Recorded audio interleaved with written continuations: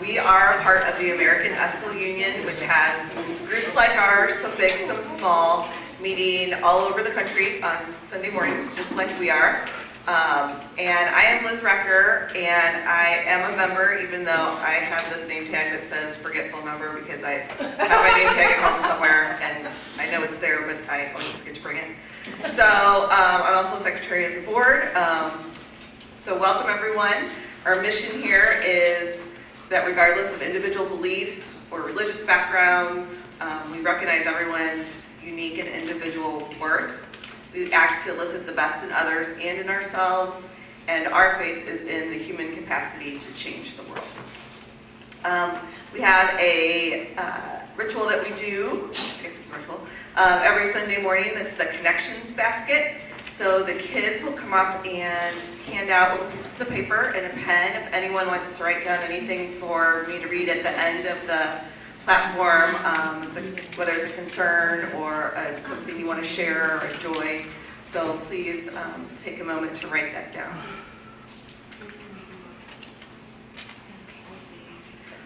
Also on the front table where you walked in, we have a giving box for donations. We don't pass a hat. And we have a guest sign-in book if you'd like to be on our email list so that you can keep up with what's going on. We got a lot of fun stuff going on, a lot of volunteer opportunities. So please do that if you'd like further information. We, on Sundays, sometimes will light a candle, and it doesn't ever necessarily mean one thing every time. So the host gets the privilege of deciding, sometimes what it's going to mean or what we're going to symbolize the candle for. And I know that a lot of people around the world, and we're going to be talking about reverence for people around the world, light candles in remembrance of someone. And so if you would oblige me, I would like to do that today.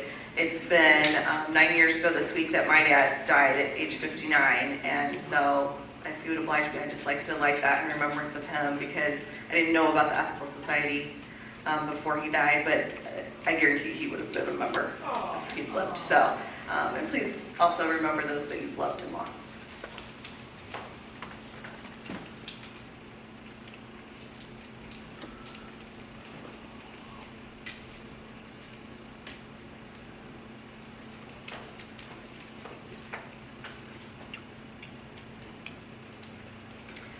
Our music today is called Better Days, and it's by a band called the Goo Goo Dolls, which they're really much better band than their name, so please enjoy the song.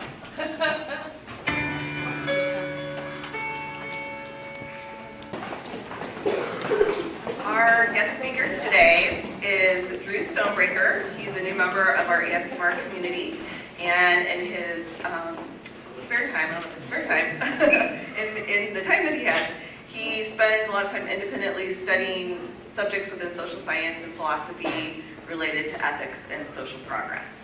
So he'll be talking to us about immigration and making the case, making an argument in favor of freer migration, and then use that argument to explore the opposing view.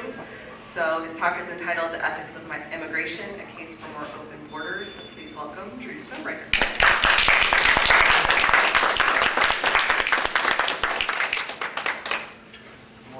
Mind if I raise this a little? And to you. Can you just stoop over? I'd rather not. Ooh. Is that better? That's Yeah. Okay. All right, so my name is Drew. I've met most of you, I think. For those I haven't met, thank you all for allowing me to come and present this morning. Trying to get this as close as possible. So, the title of my talk is The Ethics of Immigration. A few notes about the title. I chose the word immigration because it's the conventional term that we use when we talk about this topic.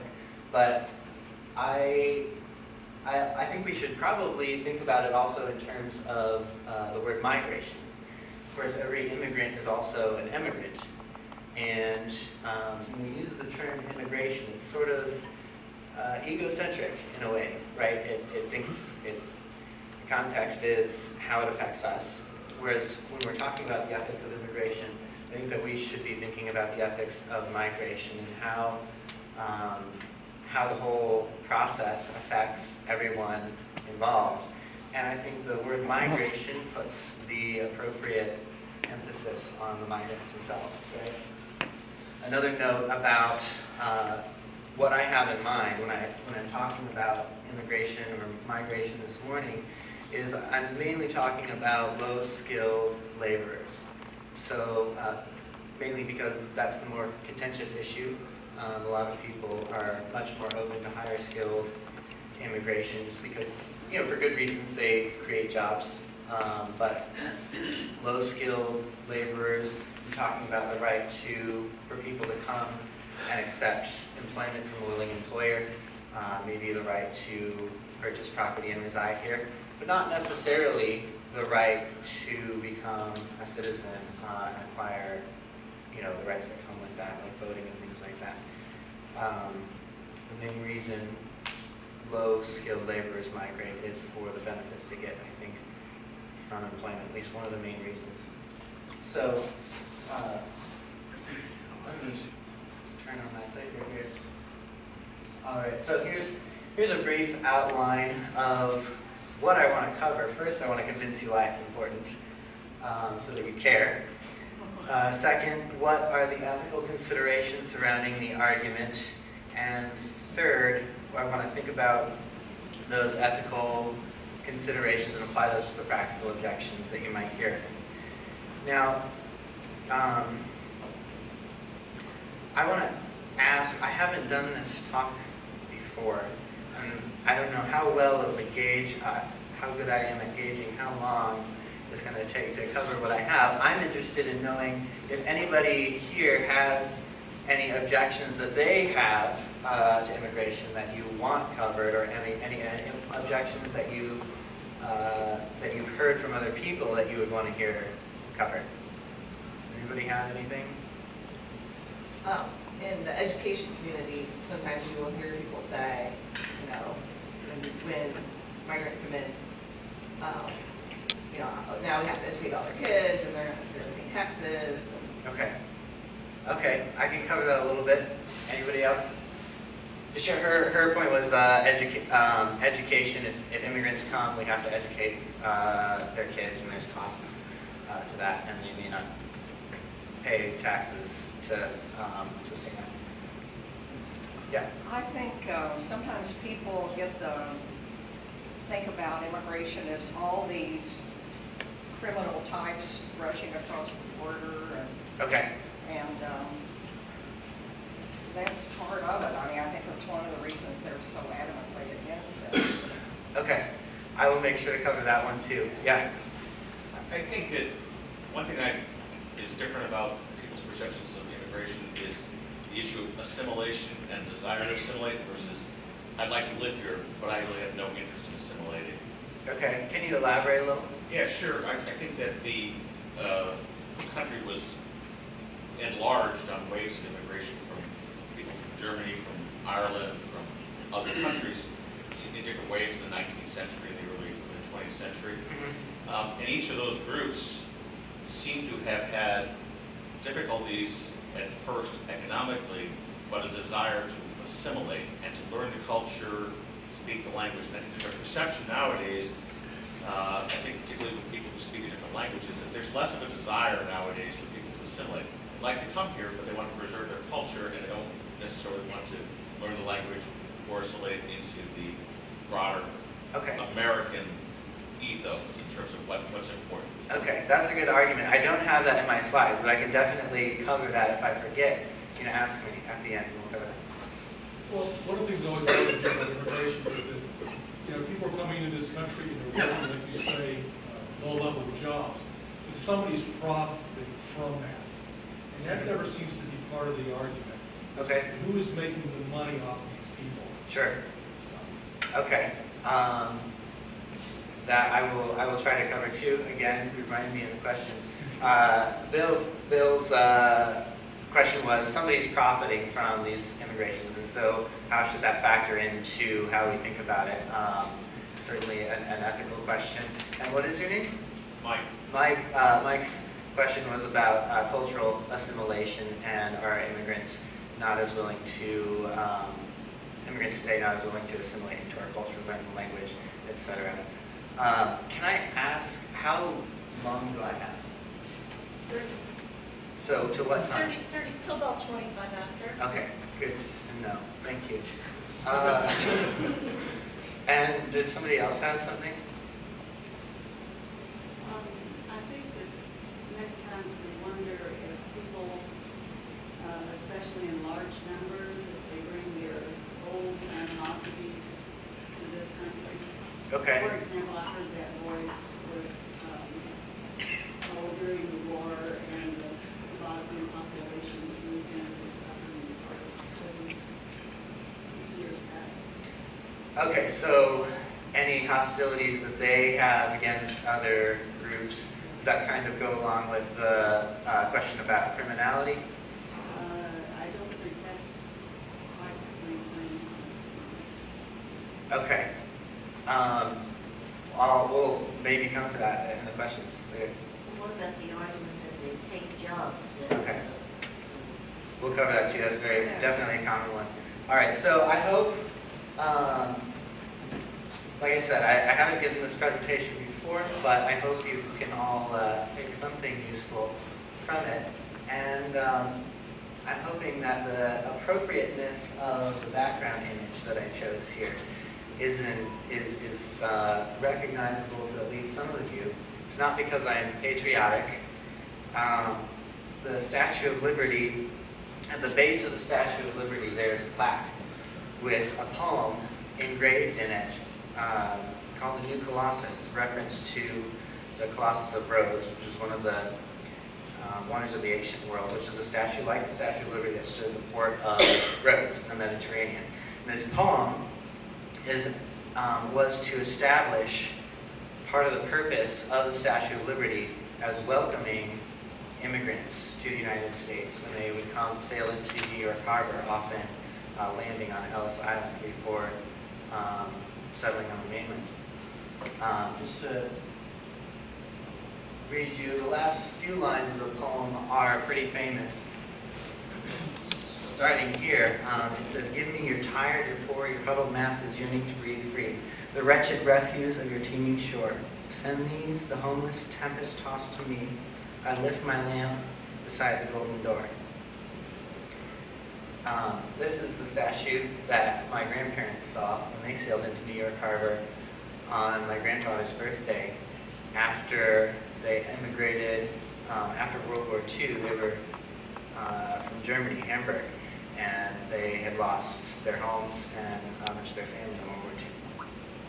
And they had nothing much to speak of when they immigrated, but they were able to make a life for themselves, and here I am to speak for it.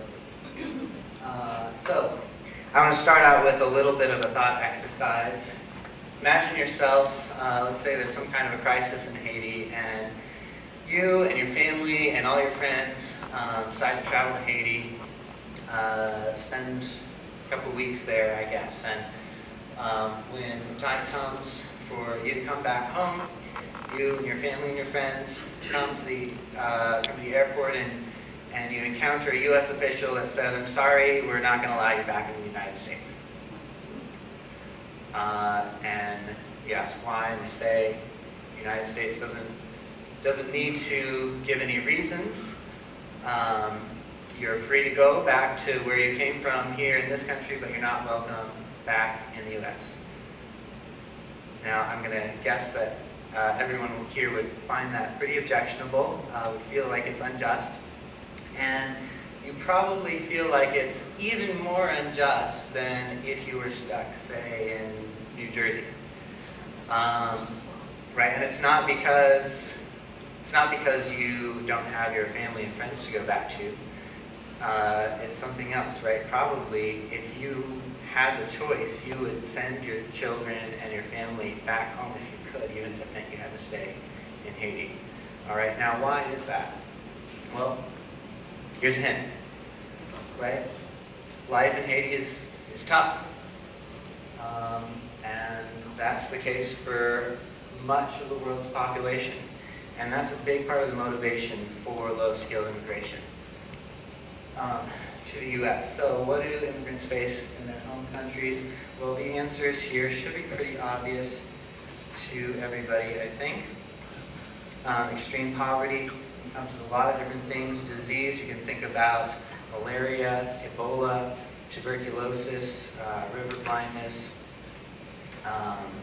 all kinds of things that really are not a major factor in the developed world. Criminal violence, I'm sure you've heard stories from Central America and Mexico recently motivating a lot of immigration. Political violence and oppression. We are a little bit more generous with these kinds of refugees than economic refugees, but still that's a major motivation. And lack of economic opportunity. Does anybody know what the peak unemployment rate was in the United States at the peak of the Great Recession? About 25%. From what I could find, it was 7% in October of 2009. Does anybody want to take a guess? 7% is what I found. Were you talking the 1930s or the? No, the Great Recession. Oh. You're right about the Great Depression. But yeah, does anybody want to take a guess at what typical unemployment is in Zimbabwe? About 70%. 70%. And if you're lucky enough to be in that 30% that has a job, your average wage is going to be a yearly income of about $3,000. $3,000. So hopefully you are beginning to see why this is such an important issue. Picture on the left here is the graves of 9 children that were killed in Senegal on fire. They were studying their schoolwork at night, and by candlelight. They didn't have electricity. One of the candles tipped over, started a fire, and these 9 children died. The picture on the right is actually 12 girls in Tanzania. Pretty much the exact same incident. These two incidents happened a day apart.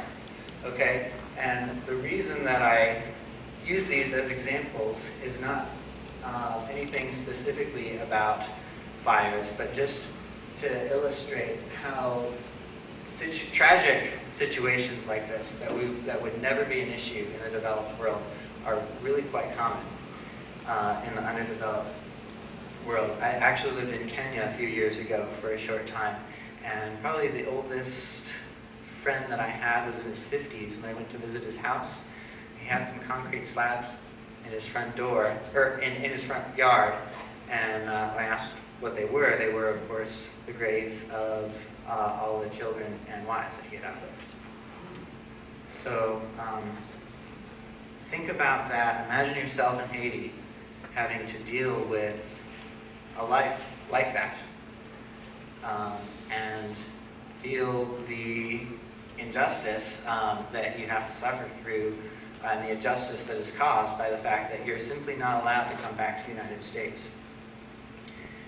Also ask yourself, how many people in this room would be alive today if we had all been born in and grew up in the developing world, in the poorest parts of the world, I should say? My guess, I think a good guess would be roughly half. Yes? You are asking if, what is your question? The question is, how many of us in this room would be alive today if we had all been born in and grew up in the poorest parts of the world? Okay. But you're saying, what's the mortality rate? Well, just based by the age of all of us and the mortality rate, how likely each of us would have survived to the age that we are today. Actually, I love this point he's making. I know I had a lot of health issues when I was a baby. I never would have made it. If I wouldn't have had the advances that we have here, I would never have lived in one of those countries. Now, certainly, the mortality rate of children under 10 in the developed world today is much better than it was 60 years ago. But you know, some of us were born 60 years ago, not me, but others of us were born. So I think a good guess would be roughly half. roughly half. And so think about the tragedy of that. So it brings us to why do they come? Again, there shouldn't be any surprises here. They typically come to find a better life. They often coming will dramatically increase their income. A Salvadorian man with a high school education, an average Salvadorian man with high school education will increase his income by migrating to the U.S. eightfold, from about $2,700 a year to about a little over $22,000 a year. Remittances, a lot of immigrants will come and use their increased income to help their families back home. Remittances is the term we use to refer to the money that gets sent back home. And just to give you some perspective here, if we take all of the development aid around the world, so we're talking about developed world governments, Oxfam, World Vision, UNICEF, World Bank, all of these organizations combine all of this development aid. Yearly total, it covers about a quarter of the amount of remittances that are sent by private individuals each year. And the benefits from migration are far superior to the assistance that people can get. Now, when we think about these issues of third world poverty and trying to solve the issues of poverty, a lot of times we think of charity and the assistance that we can give. There's a man named Muhammad Yunus who sort of pioneered the idea of microlending. I know I read on the website that the Ethical Society does Kiva loans, right? So this is the same idea. He started what's called Grameen Bank in Bangladesh and got a Nobel Peace Prize for it. There's an economist that calculated the total benefit to people from Grameen Bank and compared it to what it would take if an approach were taken with migration to try to incur the same benefits, and compared the two. And he figured that if we got simply about 3,000 more Bangladeshis to come to the United States to work for 1 year, the income that they would gain would be about equivalent to the entire monetary benefits to everyone who had ever benefited from Grameen Bank. So just as a bit of a joke, he asked if he gets these many Bangladeshis to migrate, does he get a Nobel Peace Prize? Something to ask. And if you use the same numbers for the Kiva loans that we do, it would take a little over 2,500 Kiva loans per year, just to match the benefit, the monetary benefit of a single Bangladeshi migrant to the U.S. All right, so if we think about trying to alleviate the problems of global poverty, there's probably no easier solution. If we care about that, there's probably no easier solution than freer migration. Now, politically, that might be a difficult thing to accomplish, but as far as the engineering of it, migration far outweighs anything else that I'm aware of. A few ethical points of note that we're going to be covering is a bit of an outline. One, it's not charity. So a lot of people, when we're talking about this kind of discussion, people think about, well, we don't really have any obligations to strangers, so they're not moved by arguments around this. Some of us may feel like we do have obligations to strangers, but I want to make the argument as hard on myself as possible and say, let's accept the fact that we don't have any obligations to strangers. Still, arguing for immigration is not charity. We're going to cover that a little bit more later. Second, it's discriminatory. Again, we'll cover that a little bit more. and free is coercive. This is a picture of the U.S. border. You notice the M16 there. We're not just telling people politely that we would rather them not come. So here's my point. This is sort of a basic argument that's going to underlie a lot of the other things that we consider. One, people have a prima facie right to be free from coercion. Two, migration restrictions are coercive. And three, therefore, people have a prima facie right to migrate without restrictions. So what do I mean by prima facie? That means it's not an absolute right. Generally, people have a right to be free from coercion, right? But sometimes the actions of law enforcement, for example, are coercive and yet justified. Prima facie just means that if we're going to violate those rights, we have to have a reason for it. So we're going to try to, my intent is to try to explore some of the different objections and see if those justify violating the rights that people have to migrate.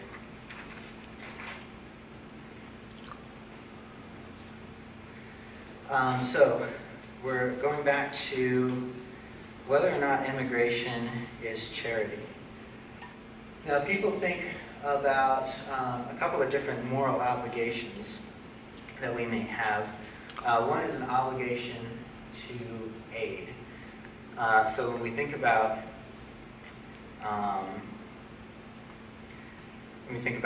charity and development aid and people that are suffering and the resources that we may have to help them out, if we think we have a moral obligation to help them out, that's an obligation to aid. But that's not compelling to everyone, right? It's kind of like obligations to strangers versus not.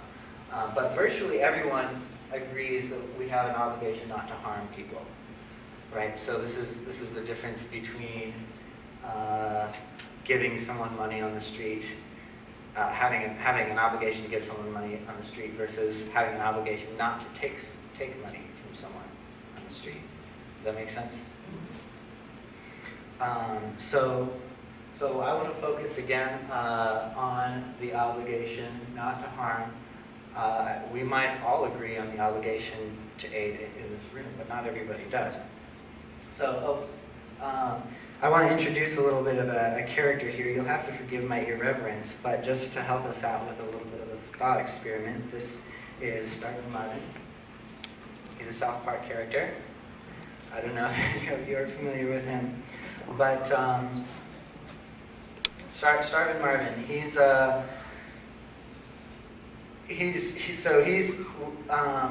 let's say a little bit about him. First of all, we're going to stipulate that Starvin Marvin, if we don't help him out, we have a pretty good idea that he is either going to starve or going to suffer something significant.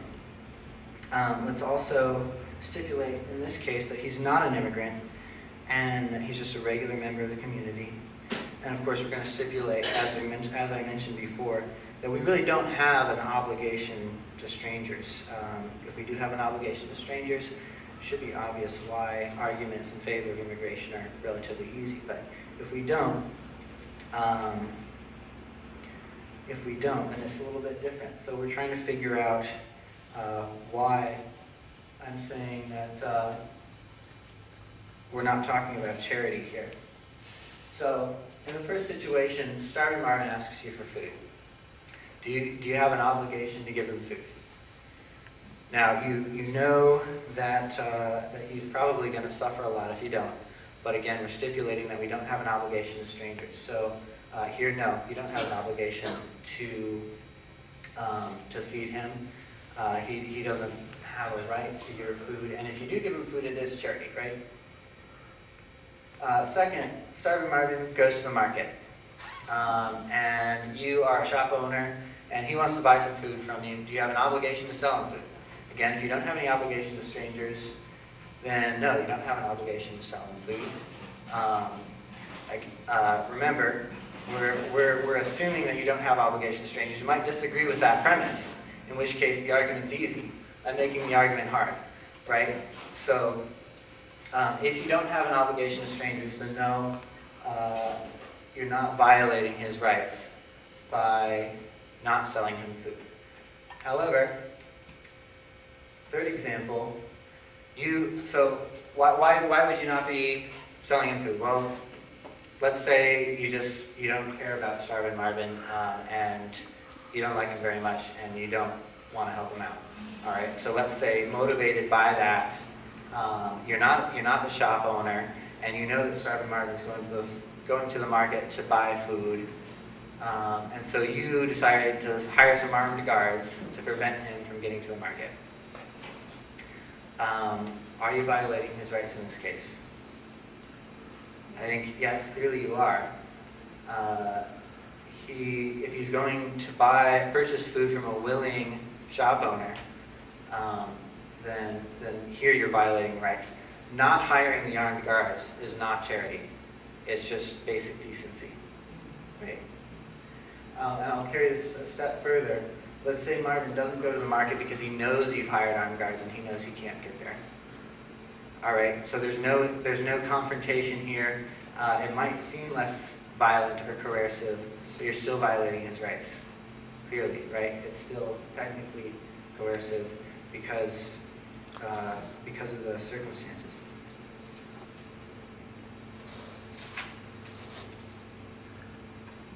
So, I hope you see the parallels here with immigration. The question is, are immigrants different than Starvin Marvin here?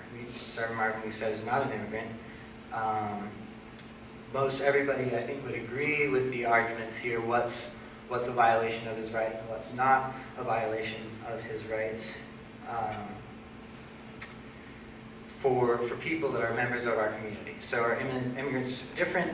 Do we have different obligations to immigrants? That brings us to the next argument. Is restricting immigration discriminatory? So here's an argument. We have a greater moral obligation to those closer to us in society. It's plausible, right? Think about your family versus your non-family. If you're not feeding your own children, that's a bigger problem than if you're not feeding children halfway around the world. But does it apply to this situation? Consider the sentiment of nativism, which is the idea that we should value our own fellow citizens more than we should value the lives of foreigners. Okay? Does this compare to other kinds of discrimination like racism or sexism?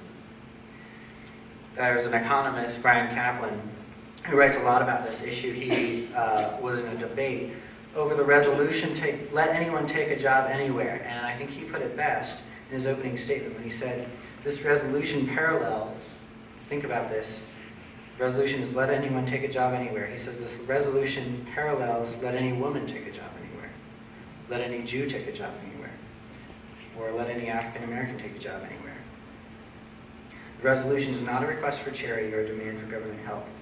It simply asks the world's government to stop requiring discrimination against foreign workers. So imagine if we propose placing all the restrictions that we have on foreigners on a certain race or gender of people that we have here in America. How would people react to that? And I want to ask if anyone's not convinced by the arguments that I've made so far. I think your use of the term nativism versus citizen Okay. It certainly supports, I think, the argument you're making, Okay. but the concept of citizenship has with it duties and responsibilities that you owe to your other fellow citizens as well, too. Okay. You became a citizen of the Roman Empire when you agreed to do certain things. Okay. And that gave you certain rights. The argument that if we as a group of people or within a government form a government and choose to have laws and the concept of citizenship that brings with it certain rights, then you could say that we have rights that are different than people who are not citizens of our country. And we choose to run our country by laws. And the laws that we've chosen through a democratic process are to have a certain level of immigration, not universal immigration rights. Okay. And so, I don't think that you have to be perceived as racist or sexist or something akin to those evils to still maintain that there should be orderly levels of immigration that are determined by us in a democratic process to decide how much immigration we want versus, and how we want it to operate versus just universal immigration rights. Okay, so I'm certainly not saying that people who are nativists are also racist or sexist. I don't think that you're saying that either. The question is, so I mean, racism at one time, people were blind to the moral problem there, right? And so we're trying to figure out whether nativism is a similar moral problem that we're blind to. Question is, you know, what's the moral distinction if we're discriminating based on national origin versus race? Why does that make that better? So if we, it can't be that democratic decision-making is necessarily inherently legitimate, right? Because if we all democratically decided that we want to place restrictions on a certain race, we wouldn't consider that legitimate. Right? Would you agree with that, Mike? Yeah, I think because you're violating something that would be regarded as sort of a universal human right. Mm-hmm. But that doesn't mean that you can't as a group of citizens who entered into a contract with each other, a compact with each other in forming a state, Yeah. decide that we want to do certain things in terms of limiting our the flow of people across our borders. Okay. To me, it's not. I understand the difference between nativism and citizenship. I think that's something that we contract with each other to form a government, and that government passes laws through a process that we've all agreed to. And sometimes those laws are unfortunate for people who aren't part of our group. Right. But it doesn't mean, it's not the moral equivalent of being a racist or a sexist to say, no, we only want to let in 2 million people a year versus 12 million people a year. Okay. So I don't want to spend Yeah. too much of my time on that, but yeah. You know, I think we've had conversations in here about how government is an extension of our caring for one another. I can't really support people in California. You know, I'm asking my government to do that for me. Mm-hmm. And I think that we need to look beyond that and not raise up our interests among our countrymen and women above the world's needs. Mm-hmm. I think when you hear a news program where it says, you know, 60 Americans were killed and a few other people from somewhere else. Mm-hmm. I just think it really ties into this whole, we're much more important than anybody else on the planet. We really don't need to worry about the rest of the folks. It just perpetuates all of the world problems that I think we currently have. Yeah. Yeah, so my argument, it's important for my argument that you accept my idea that we shouldn't value the lives of Americans more than we value the lives of foreigners. Now, maybe you don't accept that, and that's fine. We're not going to resolve that now. But if you do accept that, keep that in mind, because that is important, and we're going to use that to explore some of the other practical objections. But to address Mike's argument quickly, I think part of the reason why that, so the idea here is sort of club rights. If we have a club that we all agree to join, then this club has a right to restrict membership, right? But I think, for me, the analogy breaks down because we don't all agree to be citizens of the country in the same way that we agree to be citizens of, or we agree to be members of a club. We are usually born into a country by chance, and if we want to employ someone outside of our country, and we're not granted the ability to do that by the laws, I personally am not convinced that we've consented to those laws just by being being a citizen when we're sort of born into the citizenship. But that's something that, is not fully explorable in the time we have. But one thing to address your point, I'll skip this, but society is a little bit nebulous, and I think this does address your point and speak to why maybe it's difficult for me to sustain the argument that we should care about the value of American life more than foreigners. This is a picture of Juarez, Mexico. It's also a picture of El Paso, Texas. You should see one metropolitan area there, surrounded by desert and mountains. You really can't distinguish very well between the two cities here. If you look close enough, you can see a river between them, right? But can we really say that people in Duluth or Tallahassee or Anchorage or Buffalo are really more a part of a single unified society with El Paso more than El Paso is a part of a society with Juarez? In a sense, yeah, we are a part of society, but it's so fluid, right? So it's hard for it not to seem kind of arbitrary the way that borders are drawn. And of course, it's hard to overcome the principle of basic decency that we talked about before. I won't go into that anymore. So someone asked about this objection. Before we get into the practical objections, if you agree with everything so far that I've said, we covered some of the ethical-based arguments. If you agree with everything so far, and you agree that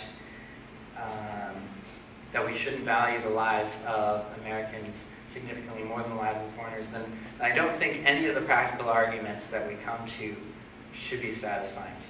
So let's go through them as quickly as we can. If I run to 25 after, does that leave time for questions, or do I need to? Good questions. Okay. So, studies show, so here's an argument I'm sure everybody's heard. We took our jobs. If you're familiar with Starkman Marvin, this is another South Park character who complains about immigrants coming from the future back in time, taking everybody's jobs in South Park.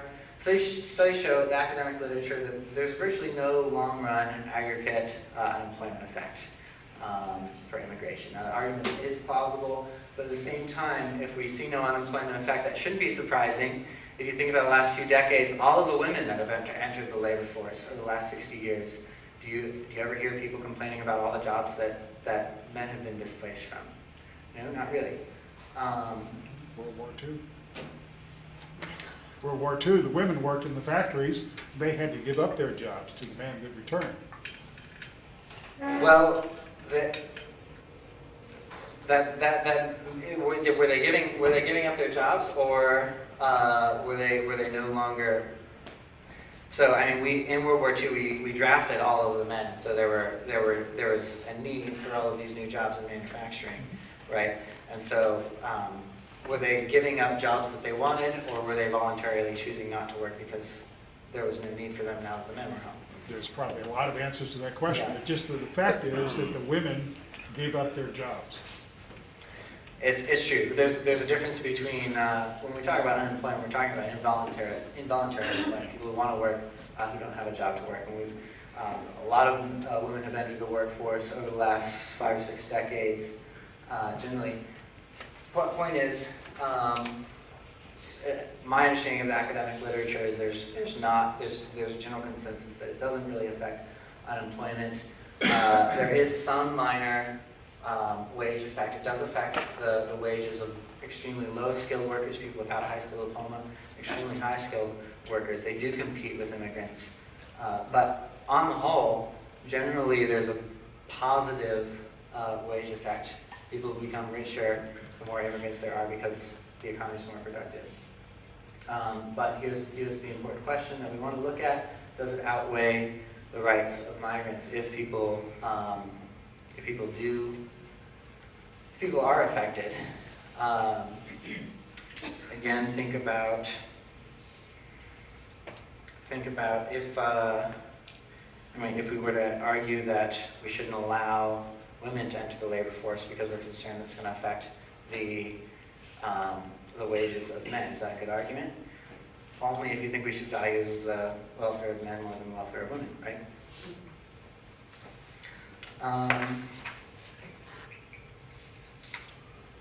Let's skip this one. Welfare. So, we'll talk about this one. Diversity reduces support for welfare. There's a lot of sociological literature to support this. Here's an argument: we can't afford more immigration if we want a safety net. This is a little bit ambiguous whether this is true or not, but let me, just for the sake of argument, accept this. If we accept this, then either we have to restrict immigration or we have to reduce the provisions of our safety net, right? I would argue that we ought to keep reducing, we ought to keep it as an option on the table, reducing the provisions of our safety net, as much as that might be important. Why? Well, because immigrants, quite frankly, are in greater need than Americans. If you have accepted the arguments the ethical arguments that I made, then this shouldn't be objectionable to you as much as it might be uncomfortable. If you care about the welfare of the poor and you believe Americans shouldn't be valued more than foreigners, then I do think you're committed to being willing to make this trade-off. Here's a graph that shows the income distribution of the U.S. and of India, which this line for India is going to be very similar to a lot of countries that immigrants come from, low-skilled immigrants come from. All right, what this shows is the horizontal axis is the percentile among the national income distribution, and the vertical axis is the percentile among global income distribution. So if you look at the left there, what that shows is the bottom percent of in income of Americans is richer than 62% of the world. And all but the top 3 or 4% of Indians in India are richer than the bottom 1% of Americans. All right, so as much as we might see poverty and ought to be concerned about relieving poverty here in the U.S., the extreme poverty that we see around the world is a far different animal. And if we care about alleviating poverty and concerned about the welfare of others, this should be significant. Short-term versus long-term. So there's been some research done on how much immigration affects our economic productivity. And based on the research, my understanding of the research, if we were to remove all of the restrictions to labor migration around the world, the productivity effect global GDP would be approximately double. If you don't know what kind of context to put that in or how to react to that, I think it should just about blow you out of your seat. All right, 10% increase would be huge. Double, that means if we didn't have labor migration, or if we had free labor migration, everybody would be, on average, twice as rich as they are. And so, what I mean by short-term versus long is, even if we are making the argument that we do care about Americans more than foreigners, you also have to make the argument that we care more about today's workers and the short-term effects than long-term effects, because the productivity effects of immigration are going to increase the welfare of everybody very quickly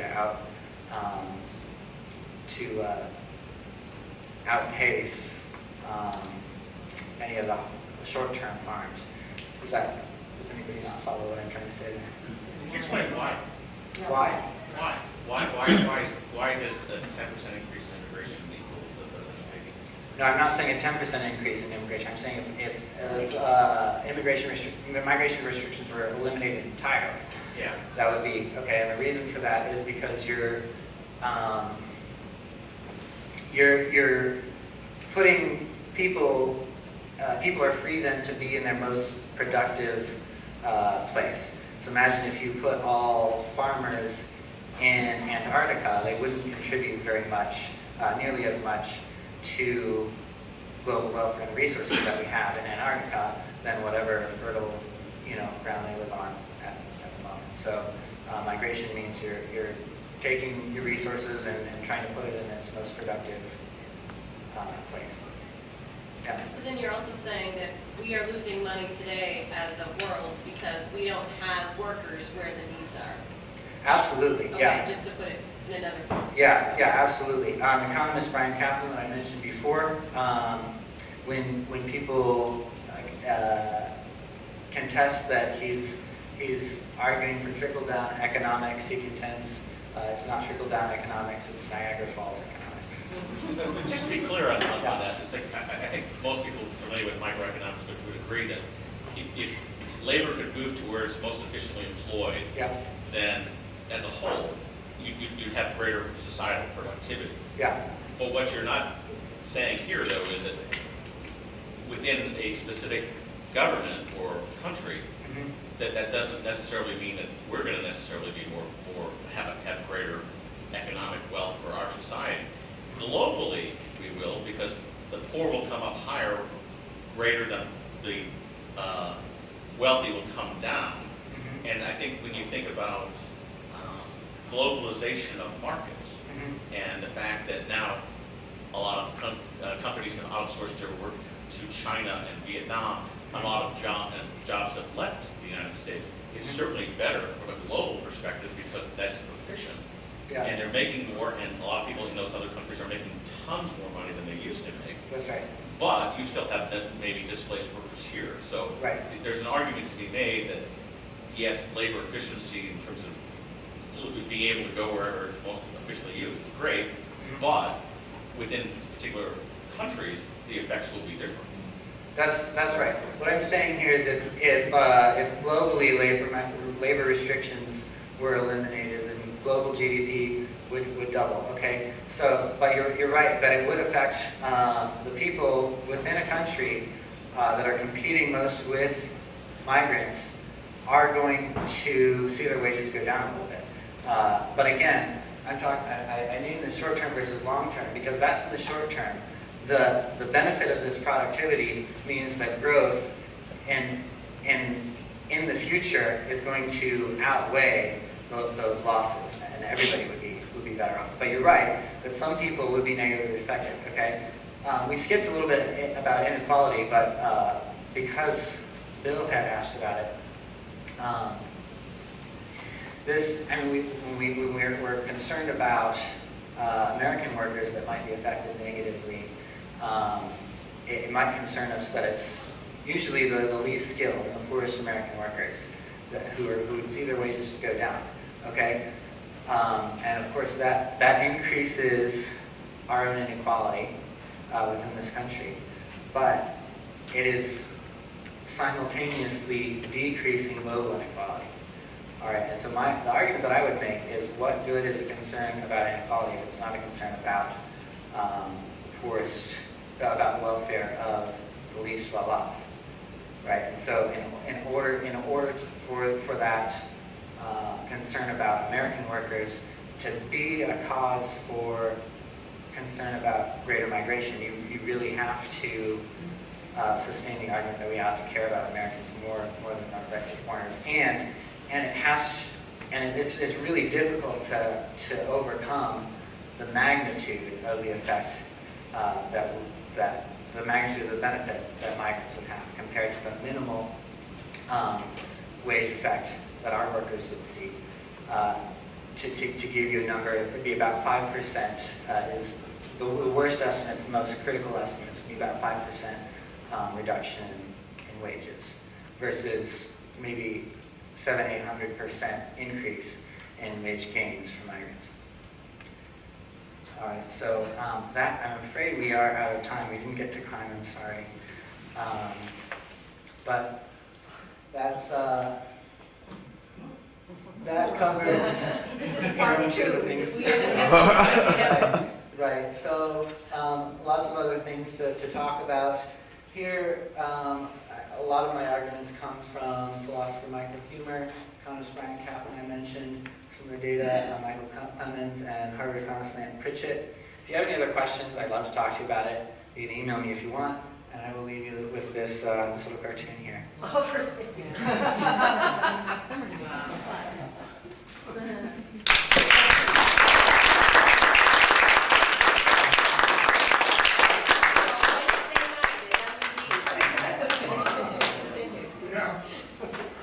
Be prepared.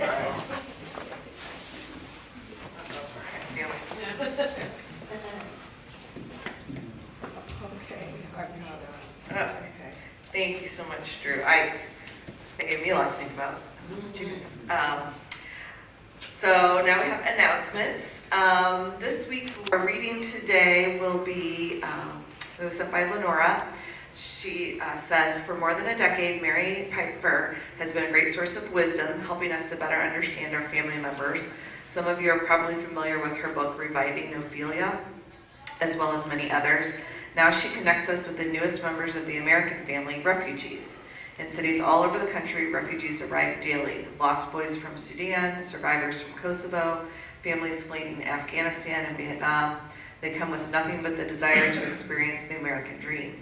Their endurance in the face of tragedy and their ability to hold on to the virtues of family, love, and joy are a lesson for Americans. Their stories will make you laugh and weep and give you a deeper understanding of the wider world in which we live. Her book, The Middle of Everywhere, moves beyond the headlines into the homes of refugees from around the world. Our reading today is from that book. When Europeans arrived on this continent, they blew it with Native Americans. They plowed over them, taking as much as they could of their land and valuables, and respecting almost nothing about the native cultures.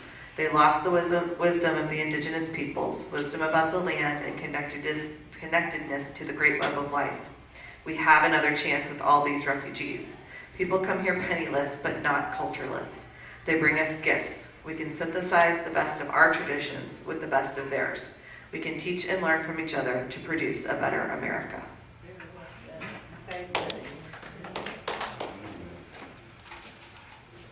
We put a different name to it, you know, if you're from organized religion, I don't know, but it was good, it was good.